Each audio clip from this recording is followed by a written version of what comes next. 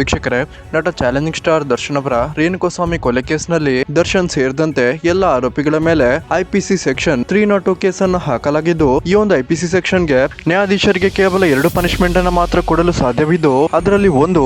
ಆರೋಪ ಸಾಬೀತಾದ್ರೆ ಜೀವಾವಧಿ ಶಿಕ್ಷೆ ಆಗಿದ್ದು, ಮತ್ತೊಂದು ಗಲ್ಲು ಶಿಕ್ಷೆ ಆಗಿದೆ ಅಂತಾನೆ ಹೇಳ್ಬೋದು. ಸೊ ವೀಕ್ಷಕರೇ, ನಟ ಡಿ ಬಾಸ್ ದರ್ಶನ್ ಪರ ವಕೀಲರು ಈ ಒಂದು ರೇಣುಕಾಸ್ವಾಮಿ ಕೊಲೆ ಕೇಸನ್ನ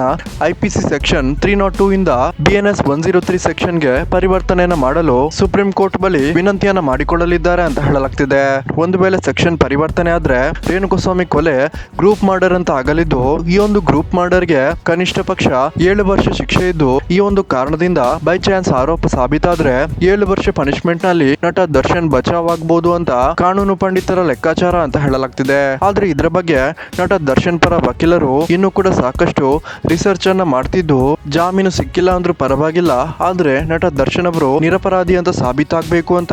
ದರ್ಶನ್ ವಕೀಲರ ಮುಖ್ಯ ಇಂಟೆನ್ಷನ್ ಆಗಿದ್ದು, ಟ್ರಯಲ್ ಮುಗಿಯೋವರೆಗೂ ನಟ ದರ್ಶನ್ ಪರ ಹೈ ವಿಟ್ನೆಸ್ ಗಳನ್ನ ಕಲೆಕ್ಟ್ ಮಾಡ್ತಿದ್ದಾರೆ ಅಂತಾನೆ ಹೇಳ್ಬೋದು. ಸೊ ವೀಕ್ಷಕರು, ಯಾರೆಲ್ಲ ಆದಷ್ಟು ಬೇಗ ನಟ ದರ್ಶನ್ ಈ ಒಂದು ಕೇಸ್ನಿಂದ ಹೊರಬರಲಿ ಅಂತೀರಾ, ಈ ವಿಡಿಯೋಗೊಂದು ಲೈಕ್ ಮಾಡಿ ಮತ್ತು ನಿಮ್ಮ ಒಂದು ಅನಿಸಿಕೆಯನ್ನ ಕಮೆಂಟ್ ಮಾಡಿ ತಿಳಿಸಿ.